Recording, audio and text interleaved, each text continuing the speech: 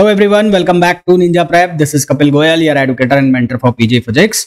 तो इसके पहले वाले वीडियो के अंदर हमने पीवाईक्यूज डिस्कस किए थे cotton university 2022 MSc physics exam के। आज का जो ये वीडियो है इसके अंदर हम 2021 एमएससी फिजिक्स एंट्रेंस के पीवाईक्यूज डिस्कस करेंगे।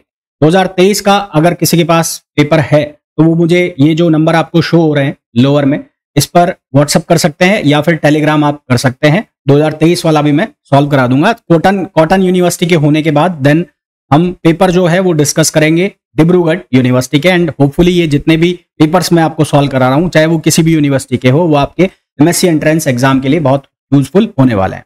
वीडियो को मैं कंटिन्यू करूं उसके पहले आप लोगों से रिक्वेस्ट रहेगी, अगर आपने अभी तक भी इस चैनल को सब्सक्राइब नहीं किया है, चाहे आप इस चैनल के पुराने व्यूअर हैं चाहे आप नए व्यूअर हैं, तो प्लीज चैनल को सब्सक्राइब जरूर कर लें। साथ ही साथ मेरा जो दूसरा चैनल है जिस पर मैं CSIR नेट IIT और गेट एग्जाम के जो वीडियोस है वो अपलोड करता हूं, वो आप ज्वाइन कर सकते हैं। वो आपको मिल जाएगा निंजा प्रेप CSIR नेट और गेट जो नाम से यूट्यूब चैनल मिल जाएगा। साथ ही साथ अगर आप नेट एग्जाम की प्रिपरेशन करना चाहते हैं फ्यूचर में, या आप गेट एग्जाम की प्रिपरेशन करना चाहते हैं, या आप IIT जैम का एग्जाम देना चाहते हैं, CUET PJ का एग्जाम देना चाहते हैं, तो आप मेरा ऐप डाउनलोड कर सकते हैं ninja prep by Kapil sir, जिस पर आपको इन एग्जाम से रिलेटेड कोर्सेज मिल जाएंगे। तो चलिए स्टार्ट करते हैं आज का वीडियो। तो सबसे पहले जो फर्स्ट क्वेश्चन है उसको हम अगर देखें तो उस क्वेश्चन में बोला गया है the eigen values of matrix are. एक कोई मैट्रिक्स है, उसकी आइगन वैल्यूज गिवन है हमें। आइगन वैल्यूज कौन कौन सी है? आयोटा, -2 आयोटा और 3 आयोटा। अब तीनों ही आइगन वैल्यूज जो हैं वो कौन सी है? वो कॉम्प्लेक्स है। तीनों ही जो आइगन वैल्यूज हैं वो कौन सी है? कॉम्प्लेक्स है। तो हमें ये पूछा गया है मैट्रिक्स, तो ये मैट्रिक्स कौन सी होगी?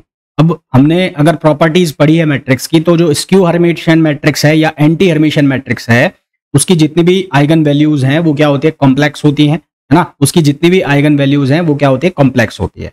तो फॉर एंटी हर्मिटियन को स्क्यू हर्मिटियन भी कहते हैं। एंटी हर्मिटियन और स्क्यू हर्मिटियन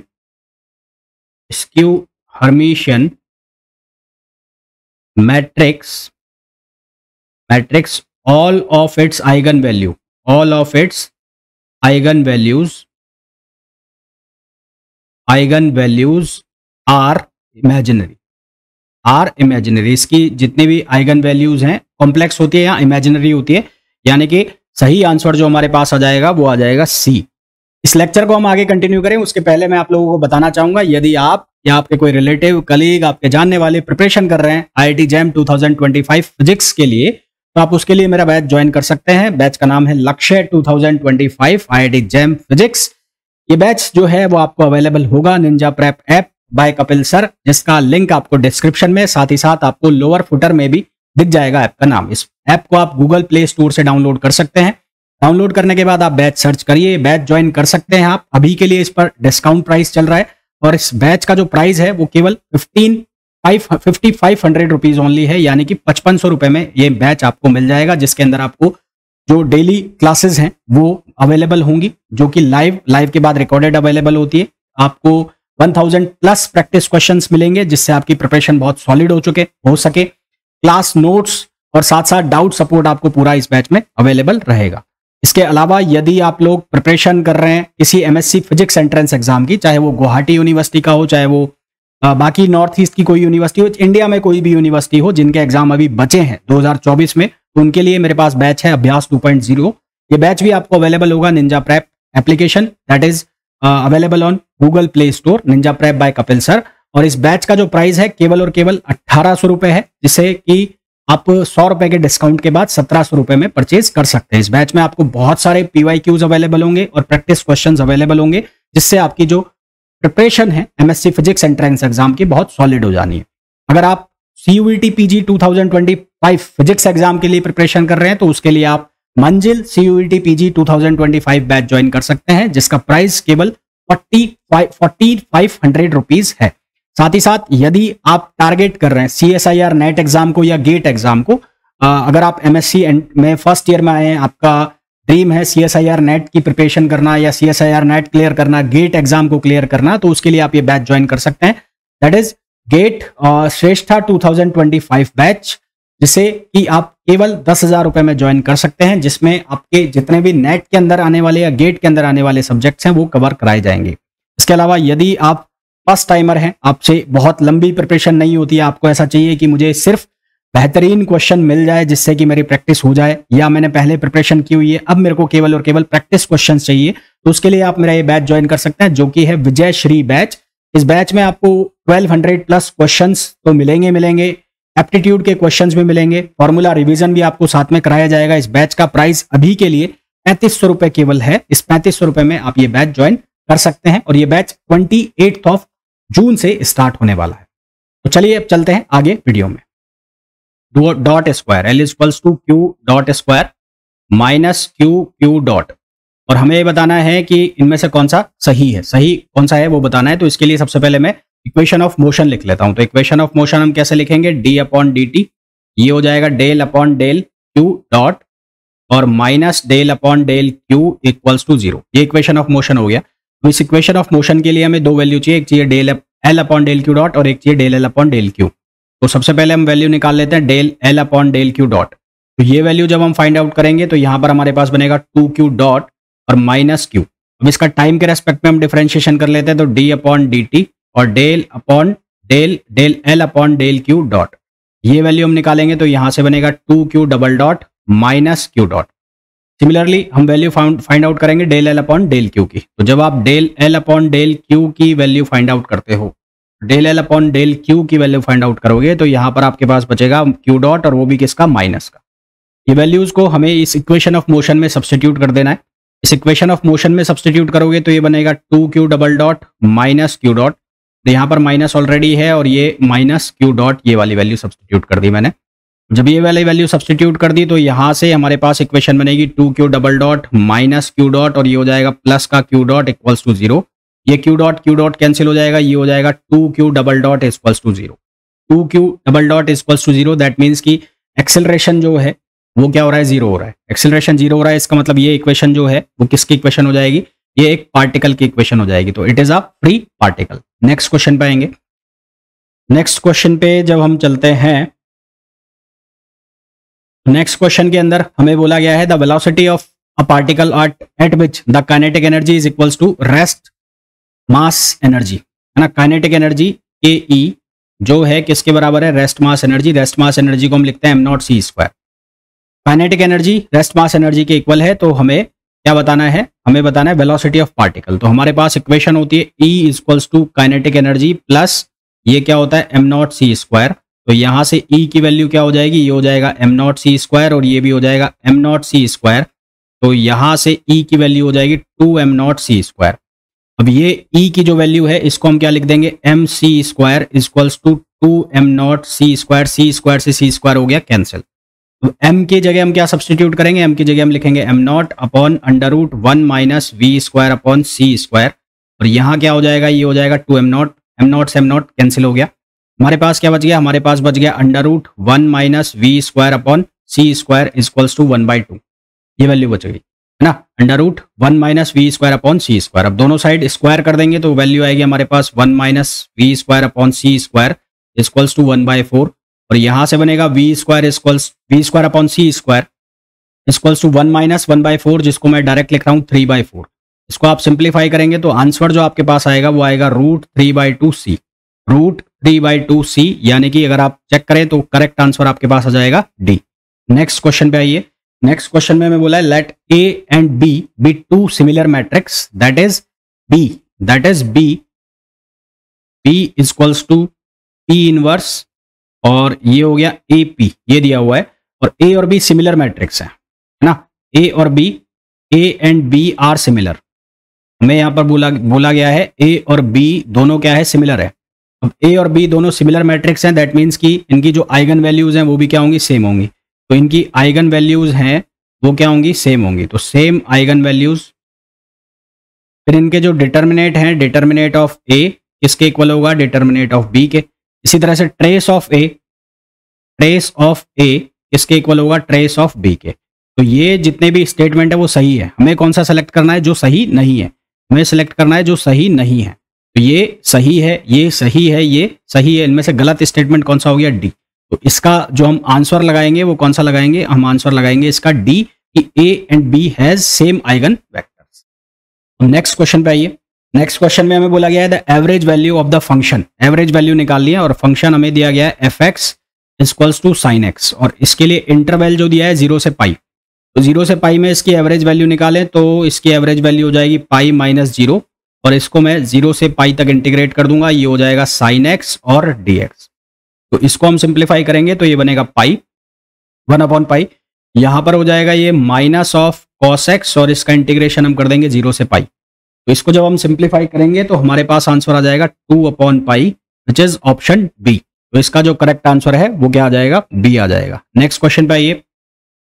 नेक्स्ट क्वेश्चन में हमें बोला गया डिफरेंशियल इक्वेशन दी गई है एक, तो डिफरेंशियल इक्वेशन को मैं इसके स्टैंडर्ड फॉर्म में लिख लेता हूं, तो d2y/dx2 माइनस 2dy/dx और प्लस यहां पर हो गया y इक्वल्स टू 0, इस तरह से लिख लिया। तो मैं इसको d या m के फॉर्म में लिख लेता हूं, यानी कि d² minus 2d plus 1 equals to 0, तो ये बन जाएगा d minus 1 whole square equals to 0। तो यहां से इसके दो रूट आ गए और वो आ गया 1 और 1, तो अब दोनों रूट्स रियल एंड सेम है ना, both roots are real and same. उस केस में हमारे पास जो सॉल्यूशन होता है वो सॉल्यूशन क्या होता है, वो होता है c1 प्लस c2x और e पावर x, जिसको आप फर्दर सिंप्लीफाई करके ऐसे लिख सकते हैं c1 e power x plus c2x और e पावर x, तो ऐसे भी आप लिख सकते हैं। तो करेक्ट आंसर जो है वो इसका हो जाएगा C, right answer is C. Next question पे आइए। नेक्स्ट क्वेश्चन में हमें बोला गया है a bullet of mass 50 gram, bullet का जो मास है वो है 50 ग्राम। 50 ग्राम का मतलब हो गया, ये हो गया 50 इंटू 10⁻³ इनिशियल स्पीड जो है इसकी वो है 1000 मीटर पर सेकेंड। रेजिस्टिव फोर्स F की जो वैल्यू है वो किसके इक्वल है, V पावर 1/3, और V की जो वैल्यू है वो है 1000, तो यहाँ इसका मतलब जो रेजिस्टिव फोर्स है वो किसके बराबर हो गया, 10 न्यूटन। रेजिस्टिव फोर्स 10 न्यूटन के इक्वल हो गया। तो यहाँ से सबसे पहले मैं एक्सेलरेशन की वैल्यू निकाल लेता हूँ, तो एक्सेलरेशन जो है वो किसके इक्वल हो जाएगा, ma, तो ये आ गया 10, और m की जो वैल्यू है वो है 50 इंटू 10⁻³ और a, तो यहां से a की वैल्यू हो जाएगी 10/50 इंटू 10⁻³, ठीक है। तो यहां से ये वैल्यू आ गई हमारे पास 10/50 यानी कि 1/5, और ये रिटार्डेशन हो जाएगा क्योंकि ये इसको रोक रहा है। हमें क्या निकालना है, टाइम पीरियड निकालना है, तो इसके लिए हम न्यूटन्स फर्स्ट इक्वेशन यूज करेंगे जो कि है v equals to u plus 80। अब यहाँ पर ये 0 हो गया, ये u जो है इसकी वैल्यू है 1000, एक्सेलरेशन को हम लेंगे माइनस में, तो ये हो जाएगा 1/5 और 10⁻³ तो यहाँ से t की वैल्यू आ जाएगी हमारे पास 5 सेकेंड। तो हमारे पास राइट आंसर इसका क्या आ जाएगा, 5 second which is option B. Next question पे आइए। नेक्स्ट क्वेश्चन में हमें बोला है कोई ऑपरेटर है और वो operator Hermitian conjugate of the operator ना, Hermitian conjugate of the operator उसकी वैल्यू हमें दी हुई है, कितनी दी, ये बताना है हमें, हर्मिशियन कंजुगेट बताना है इसका ऑपरेटर का। तो यहां पर हो गया माइनस del/del x, तो इसका हर्मिशियन कंजुगेट जब हम करेंगे तो इसका हम कर देंगे डैगर, और इसका हम डैगर करेंगे तो यहां पर ये क्या हो जाएगा, माइनस del/del x और इसका डैगर हो जाएगा, तो ये बन जाएगा किसका, प्लस का, है ना, ये बन जाएगा प्लस का, तो ये बन जाएगा del/del x, यानी कि ये वैल्यू किसके बराबर हो गई, -a और कैप। तो करेक्ट आंसर जो हमारे पास आ जाएगा वो आ जाएगा ए। Next question. इस लेक्चर को हम आगे कंटिन्यू करें उसके पहले मैं आप लोगों को बताना चाहूंगा, यदि आप या आपके कोई रिलेटिव, कलीग, आपके जानने वाले प्रिपरेशन कर रहे हैं IIT JAM 2025 फिजिक्स के लिए, तो आप उसके लिए मेरा बैच ज्वाइन कर सकते हैं। बैच का नाम है लक्ष्य 2025 IIT JAM फिजिक्स। ये बैच जो है वो आपको अवेलेबल होगा ninja prep app by Kapil sir, जिसका लिंक आपको डिस्क्रिप्शन में, साथ ही साथ आपको लोअर फुटर में भी दिख जाएगा ऐप का नाम। इस ऐप को आप गूगल प्ले स्टोर से डाउनलोड कर सकते हैं। डाउनलोड करने के बाद आप बैच सर्च करिए, बैच ज्वाइन कर सकते हैं आप। अभी के लिए इस पर डिस्काउंट प्राइस चल रहा है, और इस बैच का जो प्राइस है वो केवल 5500 रुपीज ओनली है, यानी कि 5500 रुपए में ये बैच आपको मिल जाएगा, जिसके अंदर आपको जो डेली क्लासेस हैं वो अवेलेबल होंगी, जो कि लाइव के बाद रिकॉर्डेड अवेलेबल होती है। आपको 1000 प्लस प्रैक्टिस क्वेश्चंस मिलेंगे, जिससे आपकी प्रिपरेशन बहुत सॉलिड हो सके। क्लास नोट्स और साथ साथ डाउट सपोर्ट आपको पूरा इस बैच में अवेलेबल रहेगा। इसके अलावा यदि आप लोग प्रिपरेशन कर रहे हैं किसी MSc फिजिक्स एंट्रेंस एग्जाम की, चाहे वो गुवाहाटी यूनिवर्सिटी का हो, चाहे वो बाकी नॉर्थ ईस्ट की कोई यूनिवर्सिटी हो, इंडिया में कोई भी यूनिवर्सिटी हो जिनके एग्जाम अभी बचे हैं 2024 में, तो उनके लिए मेरे पास बैच है अभ्यास 2.0। ये बैच भी आपको अवेलेबल होगा ninja prep application, that is available on Google play store, ninja prep by Kapil sir. और इस बैच का जो प्राइस है केवल और केवल 1800 रुपए है, जिससे कि आप 100 रुपए के डिस्काउंट के बाद 1700 रुपए में परचेज कर सकते हैं। इस बैच में आपको बहुत सारे PYQs अवेलेबल होंगे और प्रैक्टिस क्वेश्चंस अवेलेबल होंगे, जिससे आपकी जो प्रिपरेशन है MSc फिजिक्स एंट्रेंस एग्जाम की बहुत सॉलिड हो जानी है। अगर आप CUET PG 2025 फिजिक्स एग्जाम के लिए प्रिपरेशन कर रहे हैं तो उसके लिए आप मंजिल CUET PG 2025 बैच ज्वाइन कर सकते हैं, जिसका प्राइस केवल 4500 रुपीज है। साथ ही साथ यदि आप टारगेट कर रहे हैं CSIR नेट एग्जाम को या गेट एग्जाम को, अगर आप MSc में फर्स्ट ईयर में आए हैं, आपका ड्रीम है CSIR नेट की प्रिपरेशन करना या CSIR नेट क्लियर करना, गेट एग्जाम को क्लियर करना, तो उसके लिए आप ये बैच ज्वाइन कर सकते हैं। That is GATE Shreshtha 2025 batch, जिसे कि आप केवल 10,000 रुपए में ज्वाइन कर सकते हैं, जिसमें आपके जितने भी नेट के अंदर आने वाले या गेट के अंदर आने वाले सब्जेक्ट्स हैं वो कवर कराए जाएंगे। इसके अलावा यदि आप फर्स्ट टाइमर हैं, आपसे बहुत लंबी प्रिपरेशन नहीं होती है, आपको ऐसा चाहिए कि मुझे सिर्फ बेहतरीन क्वेश्चन मिल जाए जिससे कि मेरी प्रैक्टिस हो जाए, या मैंने पहले प्रिपरेशन की हुई है अब मेरे को केवल और केवल प्रैक्टिस क्वेश्चन चाहिए, तो उसके लिए आप मेरा ये बैच ज्वाइन कर सकते हैं, जो कि है विजय श्री बैच। इस बैच में आपको 1200 प्लस क्वेश्चंस तो मिलेंगे, एप्टीट्यूड के क्वेश्चंस भी मिलेंगे, फॉर्मूला रिवीजन भी आपको साथ में कराया जाएगा। इस बैच का प्राइस अभी के लिए 3500 रुपए केवल है। इस 3500 रुपए में आप ये बैच ज्वाइन कर सकते हैं और ये बैच 28 जून से स्टार्ट होने वाला है। तो चलिए अब चलते हैं आगे वीडियो में। A time independent Hamiltonian with energies E1 and E2 at time t equals to 0 system is in state। तो at t equals to 0 system की जो स्टेट है, फंक्शन है, उसको गिवन है 1/√2 और ये है psi1 माइनस psi2, ये वैल्यू में गिवन है। एट एनी टाइम t, किसी टाइम t पर ये जो फंक्शन है ये कुछ इस तरह से होगा 1/√2 और यहां पर हो गया psi1, ये हो गया e power minus iota E1t upon h cut, और ये हो जाएगा minus psi2 e power minus iota E2t upon h cut. ये इक्वेशन हो गई, ठीक है। अब हमें बोला है प्रोबेबिलिटी निकालनी है किसकी, E1 के लिए, रिटर्न द वैल्यू इफ ई।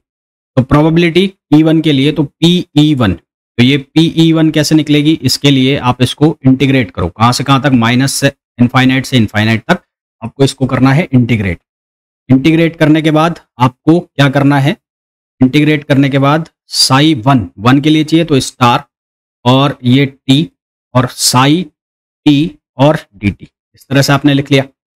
उसके बाद क्या करते हैं, हम इसका स्क्वायर करते हैं, तो यहां से हम इसका कर देंगे स्क्वायर।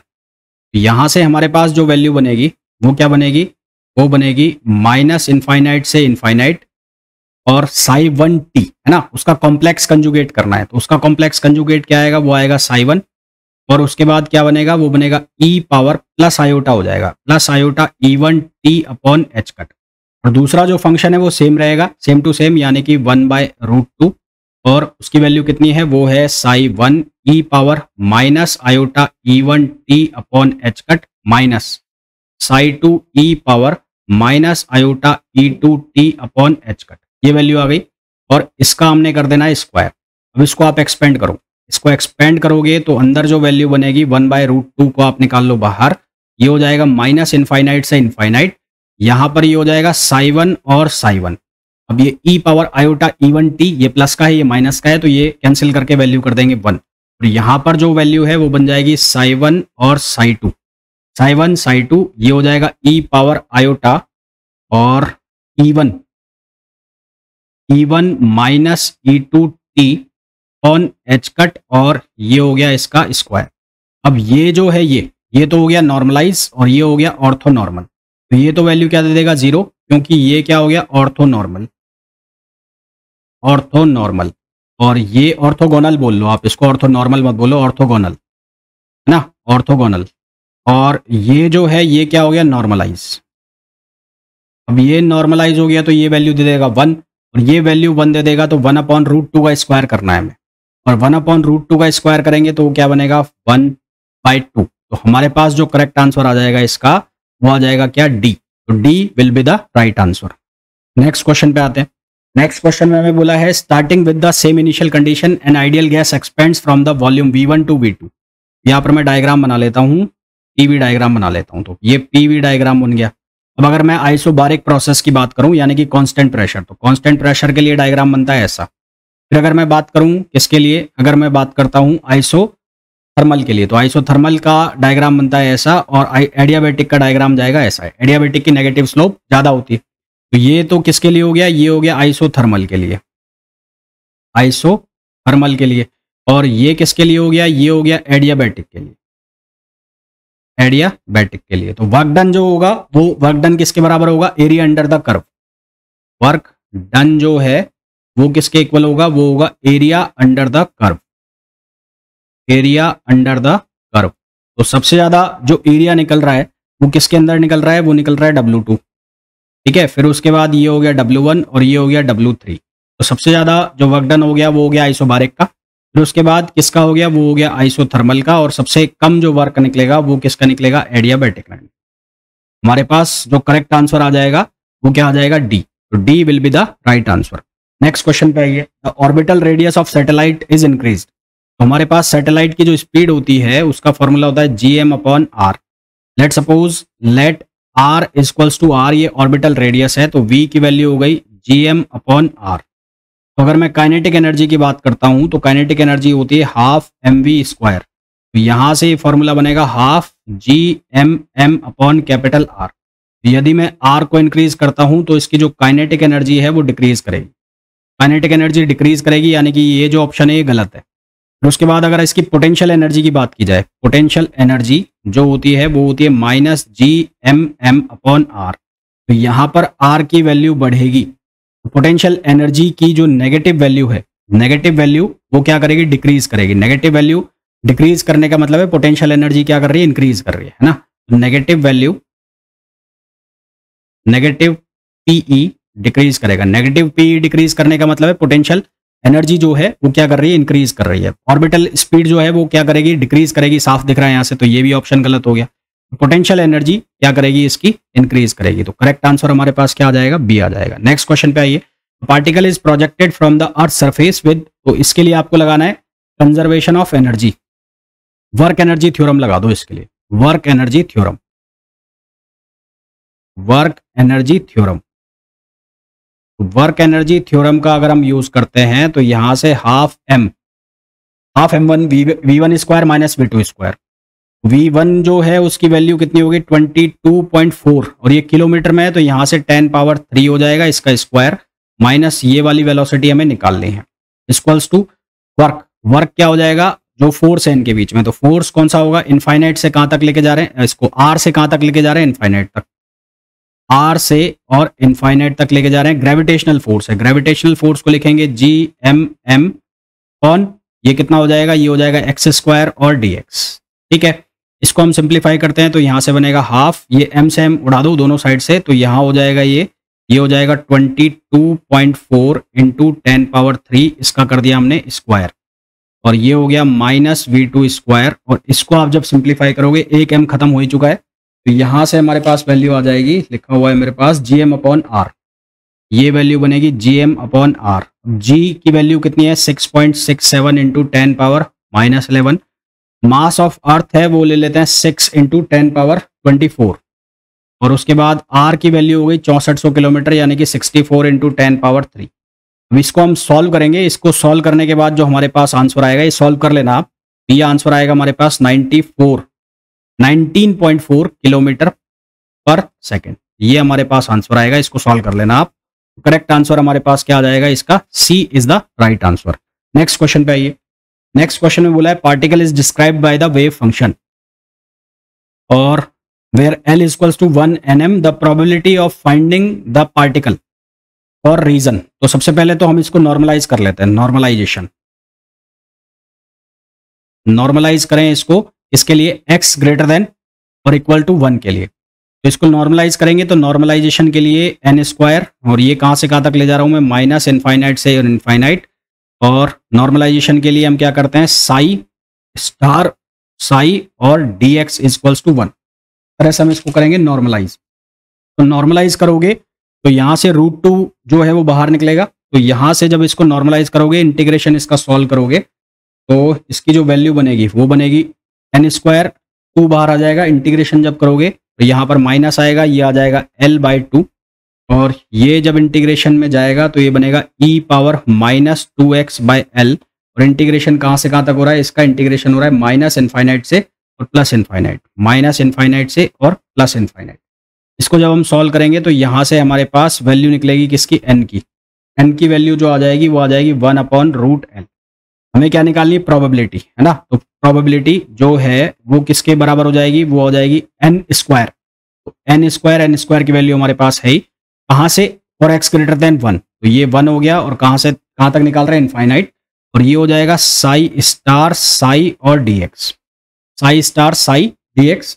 और उसके बाद जब हम इसको सॉल्व करेंगे तो n स्क्वायर की वैल्यू हमारे पास 1/L है और इसके लिए जो वैल्यू हमारे पास निकलेगी वो आएगी कितनी, -L/2 इंटू 2 और यहाँ पर ये बन जाएगा e⁻−2x/L और ये हो जाएगा 1 से लेकर इनफाइनाइट। जब इसको हम ओवरऑल सॉल्व करेंगे तो हमारे पास जो वैल्यू आएगी, ये वैल्यू p की वैल्यू बनेगी e⁻−2 और e⁻−2 किसके इक्वल होगा, 0.135, जो कि लगभग इक्वल आ जाएगा d के। तो ऑप्शन डी जो है वो इसका करेक्ट आंसर हो जाएगा। तो option D is the right answer. Next question पे आइए। 1 kilogram of water at 0 degree centigrade is brought into contact with heat reservoir. सबसे पहले हम एंट्रोपी निकाल लेंगे इसकी रिजर्वॉयर की और फिर हम वाटर की निकाल लेंगे, है ना, एंड देन यूनिवर्स की निकालेंगे। सबसे पहले हम यहाँ पर एंट्रोपी निकाल लेते हैं किसके लिए, वाटर के लिए। तो फॉर वाटर के लिए हम एंट्रोपी निकाल लेते हैं। वाटर के लिए एंट्रोपी डेल्टा S, ये किसके इक्वल हो जाएगा, ये हो जाएगा ms ln T2/T1। तो यहाँ पर जो मास है वो है 1 किलोग्राम और ये है 4200। ये किसके, वाटर की क्या है, स्पेसिफिक हीट है और ln 100 डिग्री सेंटीग्रेड है तो ये हो जाएगा 373.273। तो यहाँ से सॉल्व करेंगे तो हमारे पास आंसर आएगा 1304 जूल पर केल्विन। ये तो हो गया किसका, वाटर का। तो हम निकाल लेंगे रिजर्वॉयर का। तो फॉर रिजर्वॉयर की एंट्रोपी हम निकालेंगे डेल्टा S, तो वो कैसे लिखी जाएगी, वो लिखी जाएगी ms डेल्टा T/T। तो रिजर्वॉयर के लिए कितना बनेगा, ये बनेगा 4200 m1 है। डेल्टा T की जो वैल्यू है वो कितनी हो जाएगी, 100 हो जाएगी और T की जो वैल्यू हम यहाँ पर लिखेंगे वो कितने लिखेंगे, वो लिखेंगे 373। तो हमारे पास यहाँ पर बनेगा 11206 ना, हाँ 1120, ये बनेगा 1120, ये बनेगा 1120, ये वैल्यू बन गई। और यहाँ पर हम लगाएंगे माइनस, क्योंकि रिजर्वॉयर के केस में एंट्रोपी डिक्रीज हो रही है तो यहाँ पर हम लगाएंगे माइनस। तो ओवरऑल यूनिवर्स की हमें पूछा है तो यूनिवर्स के लिए क्या हो जाएगा, डेल्टा S वाटर, यूनिवर्स के लिए हो जाएगा यहाँ पर delta S equals to delta S water और प्लस डेल्टा S रिजर्वॉयर। या रिजर्वॉयर में माइनस लगाना, ध्यान रखना। तो इसका आंसर आ जाएगा 1304 माइनस रिजर्वॉयर की 1120, इसको माइनस कर दो तो आपके पास आंसर आ जाएगा 184। करेक्ट आंसर इसका क्या आ जाएगा, 184, which is option A. Next question पे आइए। नेक्स्ट क्वेश्चन में बोला है small object of uniform density rolls up a curved surface with an initial velocity. तो यहाँ पर कंजर्वेशन ऑफ एनर्जी हमें लगाना है, कंजर्वेशन ऑफ एनर्जी। तो कंजर्वेशन ऑफ एनर्जी लगाएंगे तो ये बनेगा half mv² plus half I ω² और mgh। तो mgh, h की वैल्यू कितनी हो गई है, h की वैल्यू हो गई 3v²/4g। अब यहाँ पर ओमेगा जो है, ओमेगा उसको हम लिख देंगे v/r, रोलिंग विदाउट स्लिपिंग। तो ये बन जाएगा हाफ mv² प्लस ये हो गया half I v²/r² equals to, G से जी कैंसिल हो गया तो ये बच गया 3mv²/4। अब क्या क्या कैंसिल हो रहा है यहाँ से, ये v² कैंसिल हो जाएगा, v² ये कैंसिल हो गया। इसको सॉल्व करेंगे, आंसर हमारे पास आ जाएगा हाफ mr², जो कि मोमेंट ऑफ इनर्शिया हो जाएगा किसके लिए, एक डिस्क के लिए। तो हमारे पास जो करेक्ट आंसर आ जाएगा वो क्या आ जाएगा, C is the right answer. Next question पे आइए। नेक्स्ट क्वेश्चन में बोला है 2 कंटेनर्स लैम्बडा यानी कि मीन फ्री पाथ का जो फॉर्मूला है वो होता है 1/√2 पाई t² n। ये जो n है ये होता है number of volume, number of molecules per unit volume, per unit volume, ठीक है। पर यूनिट वॉल्यूम है तो यहाँ पर लैम्बडा जो है वो प्रोपोर्शनल हो जाएगा v के, लैम्बडा प्रोपोर्शनल हो जाएगा v के, तो ये बन जाएगा लैम्बडा 2 अपॉन लैम्बडा 1 और equals to v2 upon v1। Cross multiply कर दो, क्रॉस मल्टीप्लाई करोगे तो lambda 2 v1 equals to lambda 1 v2। ये हमारे पास आंसर आ जाएगा, यानी कि ऑप्शन सी। तो ये थे कॉटन यूनिवर्सिटी 2021 के PYQs। काफी अच्छे खासे क्वेश्चन पूछे गए थे, सिंपल क्वेश्चन ये नहीं थे, है ना। आपको ठीक ठाक नॉलेज है आपकी जो ग्रेजुएशन है उसकी, तो ये क्वेश्चन हो जाएंगे, अदरवाइज ये क्वेश्चन फंसने वाले थे। होपफुली जितने भी मैंने आपको ये सॉल्यूशंस कराए हैं आपको समझ में आ गए होंगे। साथ ही साथ जिन्होंने अभी तक भी वीडियो को लाइक नहीं किया है, प्लीज वीडियो को लाइक जरूर कर दें, चैनल को सब्सक्राइब नहीं किया है सब्सक्राइब कर दें और शेयर जरूर कर दें।